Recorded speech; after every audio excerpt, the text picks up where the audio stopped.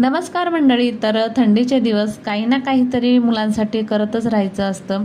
थंडीमध्ये मुलांना protein, vitamin आणि मेन म्हणजे शरीरात गरम ऊब आणि रोगप्रतिकारक शक्ती वाढत्या प्रमाणात असायला हवी. मग म्हटलं आवळ्याचा सीझन आहेच तर पौष्टिक मुरंबा करावा. आवळ्याचे गुण तर सांगायची गरजच नाही. डोक्याच्या केसांपासून ते पायाच्या नखापर्यंत याची खूप गरज असते. पण या मुलांचे नखरे बघता ते काय हे असं खाणार नाही, म्हणून हा मुरंब्याचा घाट घातला.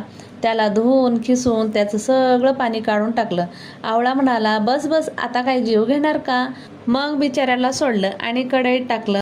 तर आवळा टाकायच्या आधी कढईत साजूक तूप घातलं आणि त्यात थोडीशी दालचिनी आणि 2-3 लवंग घातलं आणि मस्त खमंग भाजून घेतलं. आणि मग त्यात आपला खिसलेला आवळा घातला. गरम गरम कढईत आल्यावर आवळ्याने अशी प्रतिक्रिया दिली की ही बाई काही मला मारल्याशिवाय सोडणार नाही. असो, आवळ्याला बाजूला ठेवून मग वरून मस्त खिसलेला गडद रंगाचा गूळ घातला. बस झालं माझं काम. आता छान असा आवळ्याचा मुरंबा तयार होतोय. वा, खरंच खूप छान सुगंध पसरला आहे.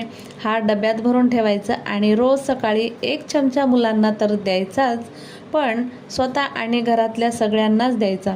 याची गरज सगळ्यांनाच असते. आमची मुलं हे बघून म्हणाली, आई खरं सांग, गाजराचा हलवा आहे ना? आता हा गुळामुळे मुरंबा असाच दिसणार हे मुलांना कोण सांगणार? त्यांना हे खाल्ल्यावर समजलं तर असा आवळ्याचा मुरंबा करा आणि सगळ्यांना खाऊ घाला आणि या थंडीत शरीराची रोगप्रतिकारक शक्ती वाढवा. आणि तोपर्यंत व्हिडिओला लाईक, शेअर व कमेंट नक्की करा. तर चला भेटूयात असंच एका नवीन व्हिडिओमध्ये. तोपर्यंतसाठी बाय बाय, थँक्यू.